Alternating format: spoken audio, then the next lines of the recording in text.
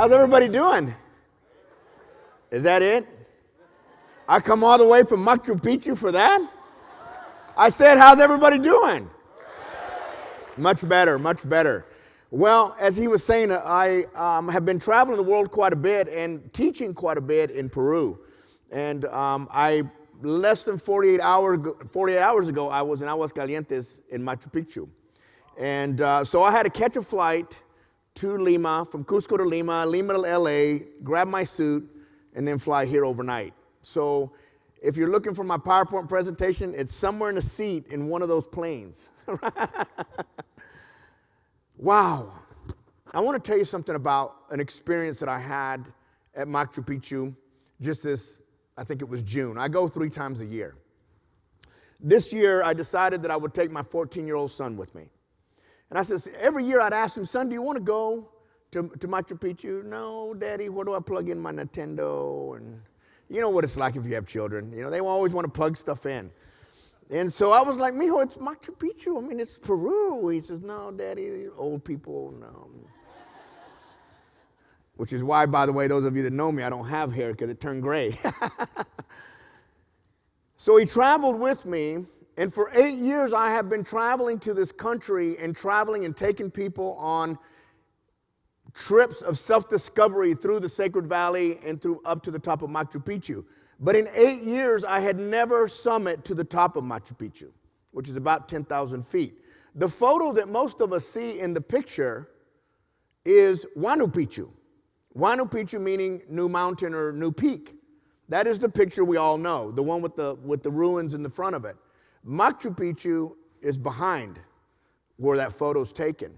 So that citadel or those ruins are at 6,750 feet. To get to the top of Machu Picchu is another 2,000 feet vertical climb. Now you know why I have not been up there. So my son and I get that morning, early in the morning, we get there to the base, and he says, Dad, are you coming up? Wow. Now, those of you that have children, we don't ever want to disappoint our children. And I'm thinking to myself, I'm going to have to do this. Now, let me preface that by letting you know that I have pseudo gout in one knee. And it ain't that gross. I know, what, gout? What's gout? The first time they told me, I was like, what's a gout? Right? What that means is that I have crystals between my kneecaps, and it's painful to walk. On the right knee, I'm getting old, folks, man. I'm telling you, on the right knee, on the right leg, I have plantar fasciitis, which means that the tendon is sore, so when I step, it hurts on this side. I'm in bad shape.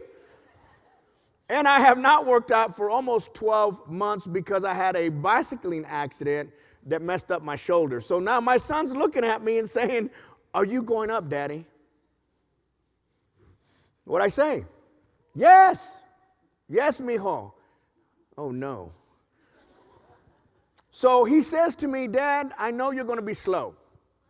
So do you mind if I go with the rest of the group, which were younger, right? Now, mind you, as I was climbing up to the top of Machu Picchu, everybody was at least half my age younger, a lot younger than I was.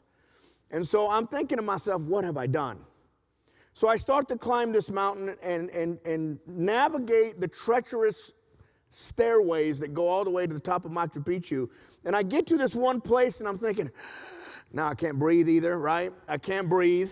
My legs are hurting. Tears are coming down my face. It was like, this is not a good idea. But I thought I had made it. Here I am on the top of this, what I thought was Machu Picchu, and the guide says to me, you can do this. You're halfway. Oh, my God. Can I say this is the top? No. I said, well, how much longer to the top? He said 2.5 hours. Well, the reason I bring this up is because I eventually did make it to the top. It took me 2-3 hours up, 3 hours down. My son did it in 1 hour up, 30 minutes down. When I got to the top, and it was painful, many times along the way, I was faced with my own inner demons, my own inner understanding of self. What was I made of? What was going to carry me through that process to get me to the top? I had to go inward. Because every time I thought, this is crazy. Now, my orthopedic surgeon who said, what were you thinking? I said, I wasn't. Looked at some of the pictures and said, wow, that looks steep. Are you crazy? I said, no, mijo, you don't understand something. Where it was steep, I didn't take the camera out. that was the easy part I showed you. But I had to dig. When I got to the very top, my son was up there. And he said, Dad, I knew you could do it. Everyone up here said you would not make it. That you were just too much pain and there was no way you would make it. And he gave me a big hug, excuse me, and we took a photo. And it was the best moment of my life to be up there with him.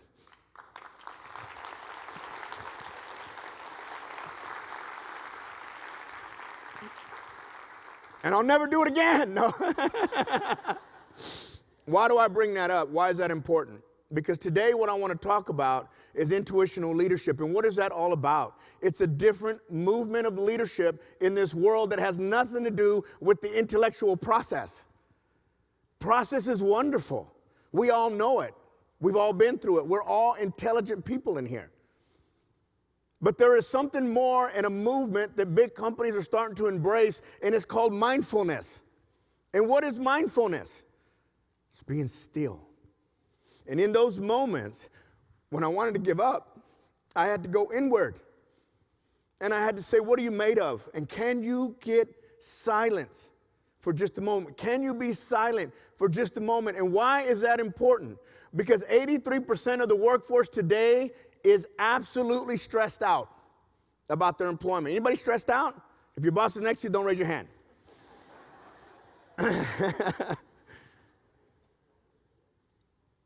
$550 billion a year are lost to non-productivity. And there is one thing that we can do right here, right now as a group that would absolutely change our lives if we could go there. Now, some of you are thinking, oh, Lord, what's this guy going to talk about? Talking about sitting down and being quiet. It's called mindfulness. Sitting still and listening. Many times I had to stop on my way up because all of us have moments in our day where it's so loud that we don't even know who we are. I got to read recently in this wonderful magazine that you guys all have in your packet. Make sure you read it, Latino Leaders, that what is beyond diversity? What is beyond diversity? We've had that conversation for a long time now. For me, I think it's collective thinking, wholeness, and oneness. And what does that mean? That we begin to take a different approach to the idea of diversity and bringing people together. And how do you bring people together? You start to do something that is inherent in all of them, no matter what the race is, no matter what the sexual preference, no matter what.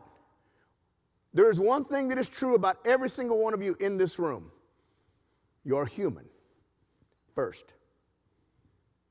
That brings us all together. That makes us one. When we can find a place to be mindful. Now, what does mindfulness mean? It's really simple. Mindfulness is being still. Anybody practice meditation? Yeah. Yoga? You don't want to see me doing yoga. It's not pretty. Folks, the millennials are doing it without us. Mindfulness is important. Now, who's doing mindfulness? General Mills? General Mills? Anybody work for General Mills? Aetna? Right?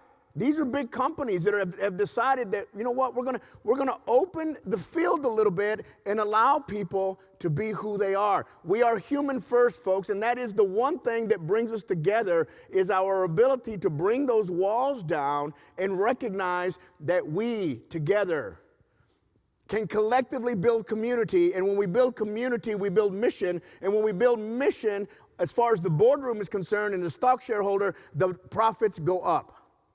Why? Because you begin to feel better about who you are.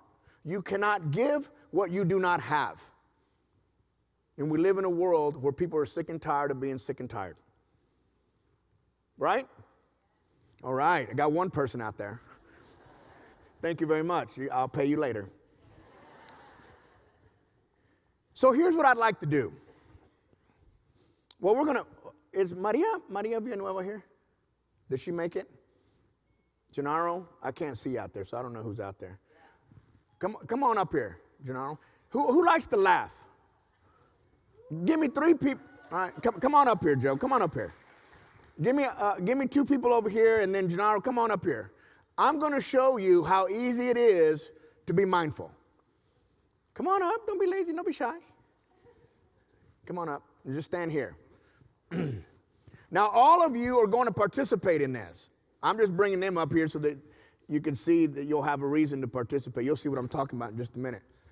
Mindfulness in the workplace is an absolute must in this crazy world that we live in today. So what we're going to do here is that we're going to practice mindfulness. Now, most people, when you say to them, you got to meditate, not medicate. I know you got that one down. We're not talking about medicating, no meditating. Can't even sit at a red light without. It's only 3 minutes. So I'm going to show you how you can have fun and be mindful in the moment. Is that fair? Now, the only thing I'm asking you to do is to participate.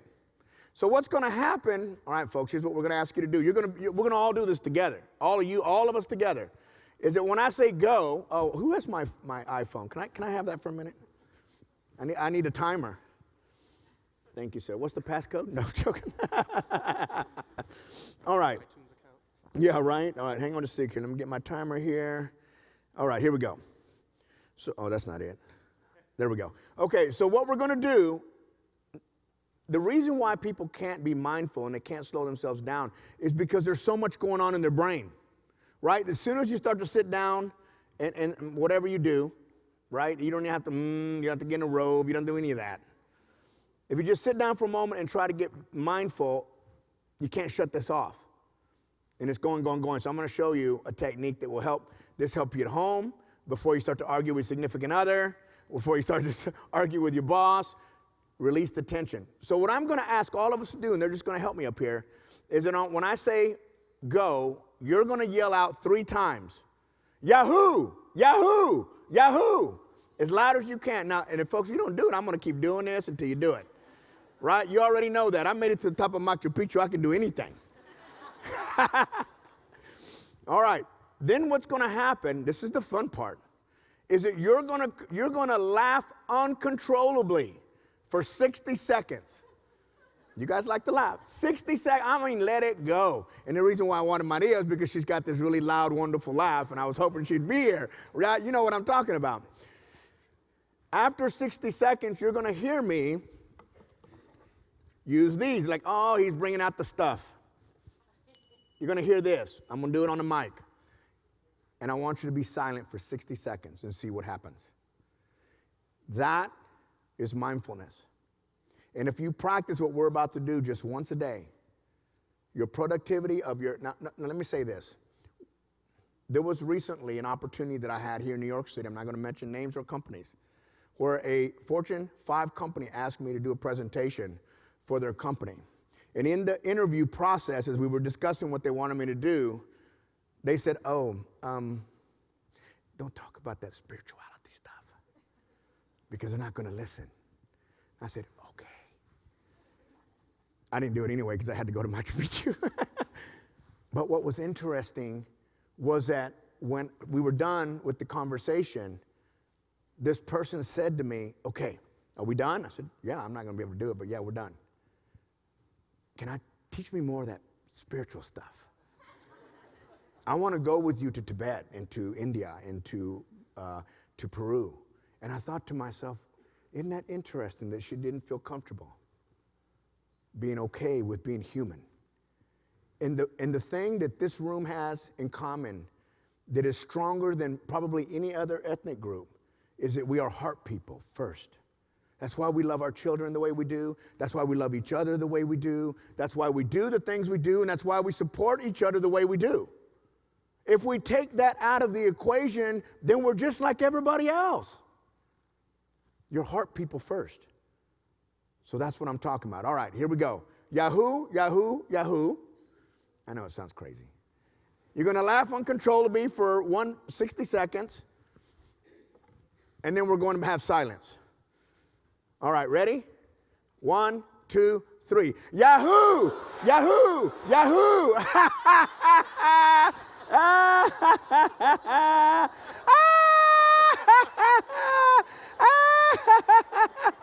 Keep going.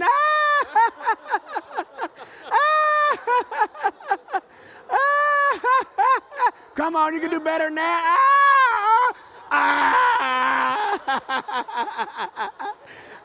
Get into it. Come on.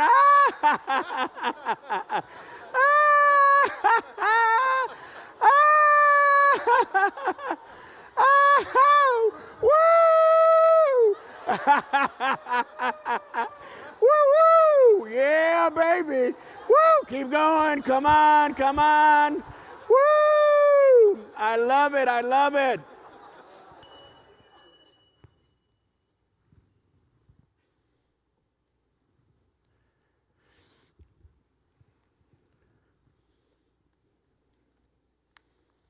Close your eyes if you need to and just be in this silence. Be comfortable.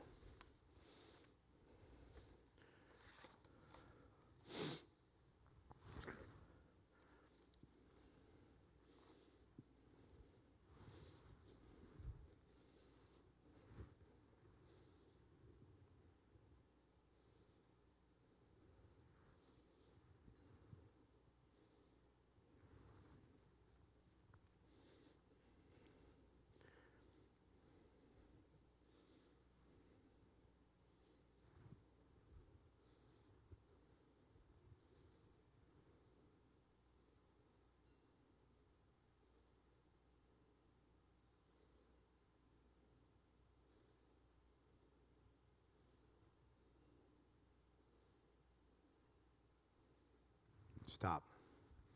Let's give these guys a round of applause up here. It's good to see you, Joe.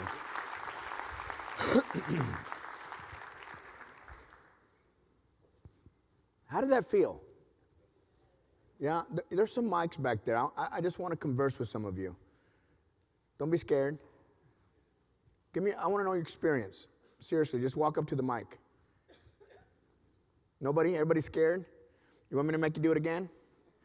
Yes, sir. I see you. Just go to the mic so we can hear you. There's a mic right over here.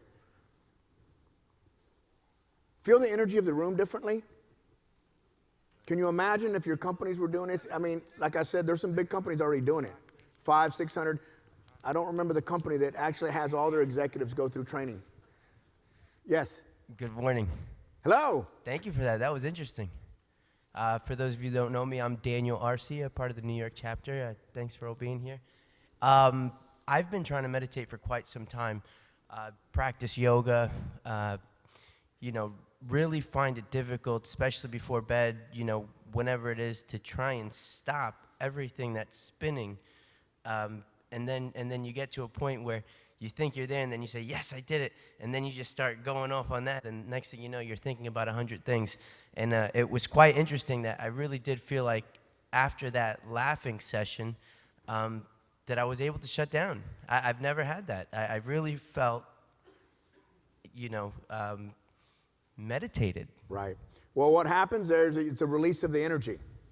Remember what I said before we started this, that if you're going to get in an argument with your significant other, your boss, or someone else, that if you release the energy before you actually do that, you'll find yourself having a serious, productive conversation. All this stuff is built up in us. I mean, if you live here in New York City or Los Angeles or any of the big cities in the world, it's constant. Of course you're going to take that to work. That's why 83% of the people are unhappy at work. It's not work that they're unhappy with. They're unhappy with themselves. They're unable to shut down. Now, obviously, we all just had a laughing session. It was fun. I'm not sure how many of us would be able to go home, look in the mirror, laugh for 60 seconds without you on stage laughing, which helped us laugh. So thank you for that. You can take me home in a box, mijo. It's okay. I got a DVD right here. No, I'm joking. Are there other strategies outside of laughing, right? I mean, maybe listening to some music, maybe singing or screaming out louder, hitting a pill, right? I mean, is there other things outside of just sitting there laughing at yourself that you would also recommend for some alternate options? I'll give you one thing real quick. You can do it home by yourself. The sound that most people know in meditation is Om, O-M, right? Most people understand Om. You hear people doing that. There's another sound called Yam, Y-A-M, Yam. Yam is the sound of the heart chakra, which is the sound that I work with. So if you're at home and you're by yourself, see, what you're trying to do is to distract the mind so that you can slow down for a minute. And then especially if you're making big decisions at work, big decisions on a contract, a big decision about where you're going to be, or you're going to, everything. This is what it sounds like. Yum.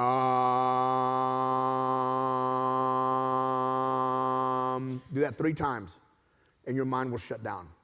It is impossible to have a thought when you're sounding the sound of yum. It's impossible because your mind is being distracted. I was working, studying. I've had the pleasure of studying with some of the Buddhist monks high in the Nepal's mountains. And I remember asking a Buddhist monk, how do I quiet my mind? Another way is to pay attention to your breath, which is the way they meditate. You breathe in, pay attention to your breath. You get distracted, yum, come back down, and keep doing that until you become a master of that. And that'll stop that. Thank you. Namaste. Thank you. Hi. I know that's not Latino, huh? What the hell is that? Namaste. Ya está todo Buddhist porque está pelón. It looks good though. Hi, fellow humans. I may be spiritual, but I'm still crazy. So my name is Luis. For those who don't know Speak me. up to the mic so we can hear you. Sure.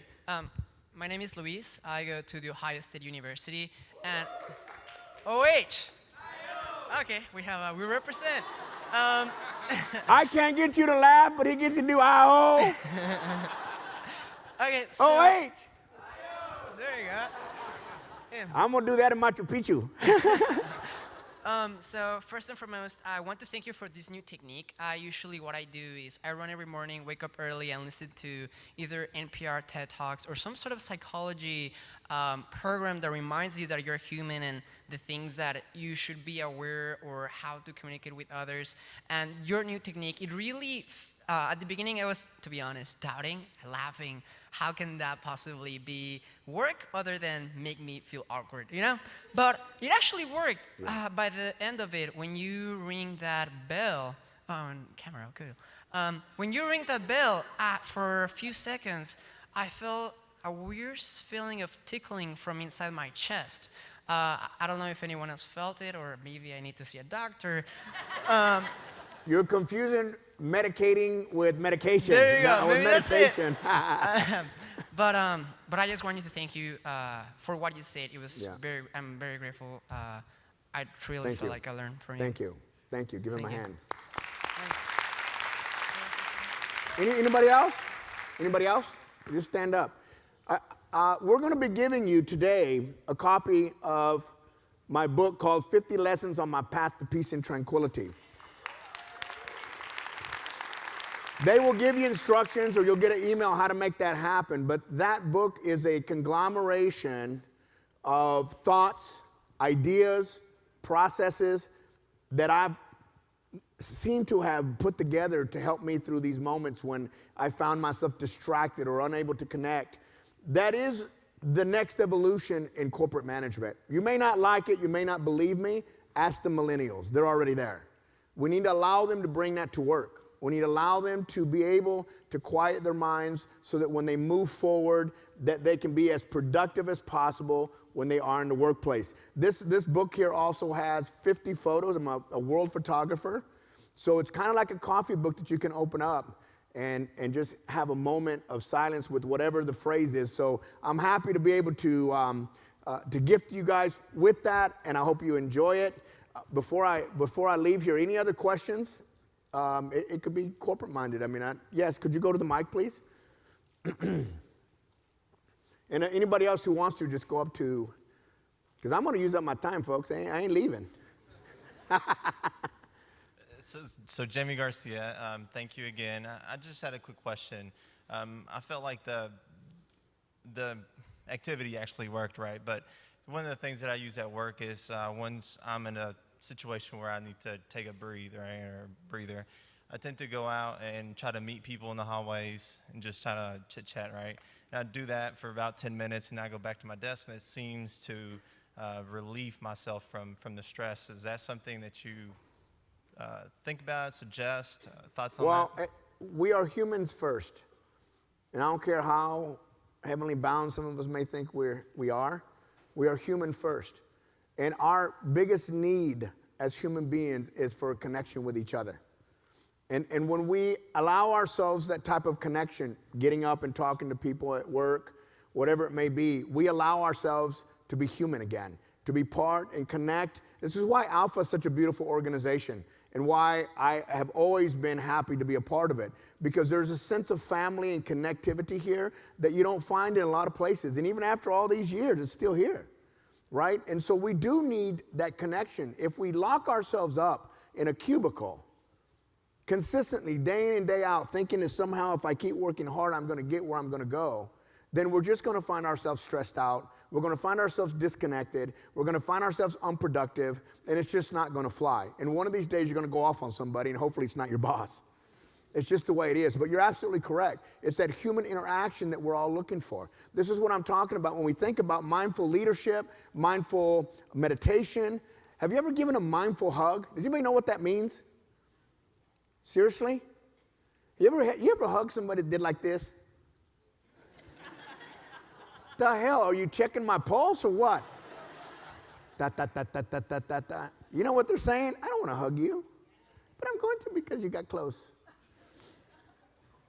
Everyone's going, oh, I got to stop that. When you hug mindfully and you hug somebody and hold them for 30 seconds, don't be doing nothing weird. See, I got to put all these disclaimers and the lawyers come get me. Hug somebody mindfully, you begin to feel the pressure go down. When you hug someone mindfully, just like we laughed, the stress starts to relieve and you start to feel good. But when we do this, what does that mean? Quit it. Mindful hugging. Mindful hugging is being able to hold someone. Mindful walking. How many people in New York City have ever found any money in New York City? All right, we got a few. The rest of you, open your eyes. I found 4 cents out there today getting coffee. Why? Because I am present. I am present with my environment and I am present with what's going on around me. You're not going to find a penny if you're not present. You're going to kick it.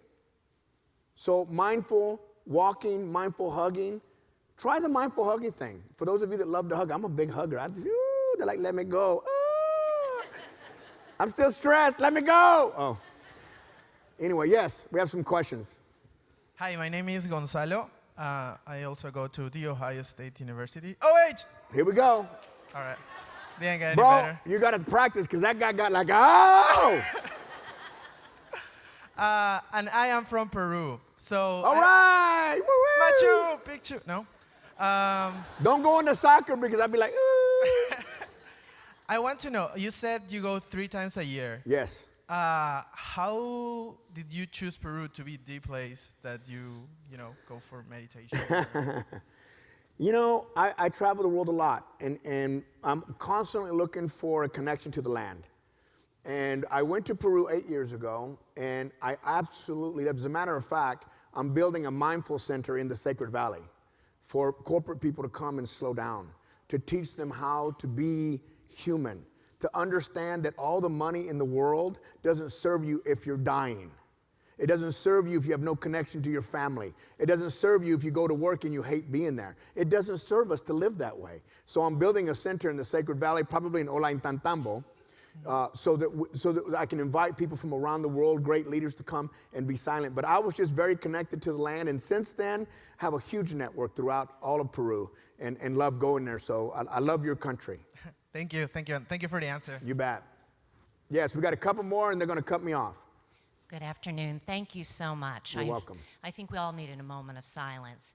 My question is, what is your opinion as it relates to why corporations are so resistant, or what are they afraid of as it relates to mindfulness? That's a great point, and I'm going to say this because some of you executives in here probably need to hear it. When the young lady said to me, "Don't talk that spiritual stuff," she was repeating what she heard from a higher up. So the problem in our corporations is that there is an individual. I don't believe that a company doesn't believe in mindfulness. The company as a structure doesn't care. So somebody in the company is scared. They're fearful. And this is why. And they have a right to be. So, and not a right, but there's a reason why. They're fearful because we're not allowed to do that. It may show weakness. They're fearful because what if I lose my job? They're fearful because they don't themselves know who they are. And if I am exposed, then I lose. And that is the wrong reason, folks, to not allow mindfulness in the workplace. So if you're one of those people that's uncomfortable, hey, it's okay. But don't stop the productivity and bottom line profits of your company because you're scared. Open it up and watch what happens. So that's, I think, the reason why. And I want to encourage this conversation to keep on, to call me and let me come in, because it's happening anyway. There is a huge movement, and unfortunately, if I had my PowerPoint, you'd be able to see it, but just pretend. But there's a huge movement around companies that we're always looking for, how do we increase the bottom line of the company? I hate to say we're all salespeople. I don't care what you call us. And the bottom line is that the more productive and the more in tune a person is to themselves, the more productive they are, the more bottom line profits, period. Right? Thank you. Thank you very much. Yes, one more comment. Thank you for your time this morning. My name is Fabio Osorio. I'm here to represent the... Is there a chant or anything coming on? No, I was like, aho! There's a building that... Ohio, whatever it was. Today. I'm originally from Peru as well, so any Wow, other look at Peruvians in the that, house? representing. Good. Do you know that a corn is a chocolo? What's that? A chocolo? Corn. Chocolo. That's not what they call it in Mexico. Maíz. They call it maíz, Yeah, right? they had to say maíz. I was like, no, I want, elote. ¿Qué? I want some elote. There's no elote here. I'm looking at it. No, it's chocolo. Now I can order corn. My question for you is, and I know we're running out, just wondering if you could share a little bit with us about how you started your profession. How did you get into meditation? Was it a personal experience that led you into it? Could you please give some color to that? Sure, Thank sure. you. I've always been interested in meditation from way back. But I found myself in a world where I'm highly successful, had all the accolades in the world. And when this last market crash we had in 09, 07, started 07, 08, I found myself with 90% of my income gone when the market crashed. And I sat in my office and I thought to myself, is this it? Is this all there is to life? So all the money's gone now. The prestige, well, who cares? It's just a plaque on the wall. I said, there's got to be more to life than this. And I really began to do some deep searching. For most of you who haven't seen me for 6 years, that's what I was doing. I was traveling around the world trying to find out what is meaningful in life for me. And so you let go of all the country clubs and you let go of all the fancy cars, and I drive a pickup now. All these, it's just the Texan in me. All these things that I thought were identified who I was were absolutely not the truth. The truth is that when I'm able to allow myself to be in awareness of who I am, the fact that I'm a human being and enjoy loving people, that if I can find that space and be okay with that, that everything I thought was what made me happy wasn't what made me happy. It was understanding Daniel Gutierrez at the absolute core, which is why I'm so emotional when I think about seeing my son, because I had to go there to get up there. There was no car up there, no helicopter. I couldn't have bought my way up there. I had to look deep inward. And when we begin to understand that that is the real strength of who we are, the real strength of our beingness, the very strength of our collectiveness and oneness with this earth, then we can find ourselves to profits, we can find ourselves to love, we can find ourselves to great marriages, we can find all the things that we seek out in life. And so that was a journey for me. It was a journey, and now coming back, having the opportunity, thank you, Charlie Garcia, and all those of you that have invited me to come back, to say, hey, we can still be successful. We can still go out and make money. We can still go out there and be great in our careers, but do it in a mindful way. Do it in a mindful way, because the world is leaning. I've done some work with the UN since. The world is leaning toward collaboration rather than competition. And if you don't like that, sit back and watch. You will be extinguished soon. You will be out. You will be old school. The new school is find a way to work together. Let's all get there, and let's be happy about it. Thank you. All right. I'm going to say this last thing here. What does mindfulness look in the workplace? showing compassion for each other, being fully present in one-on-one conversations, not being on your Blackberries or whatever it is, promoting engagement and creativity through nurturing authentic leadership, really thinking about the intuition, and recognizing that you can accomplish more together than you ever could apart, right? I'm gonna ask you to just take 5 minutes a day, and you just did like a minute, 2 minutes, and it was rough. It's okay. Take 5 minutes a day. It doesn't matter if you can do it or not do it. It matters that you start. Take 5 minutes a day to get silent. Before you go to work, while you're at work, not when you're driving. You see, I know this attorney stuff, man. And seek that silence within. Seek that silence within. And I promise you that I'm not just some crazy guy that's, oh, look, he went all Buddhist on us. No, I know it works. I am still highly successful.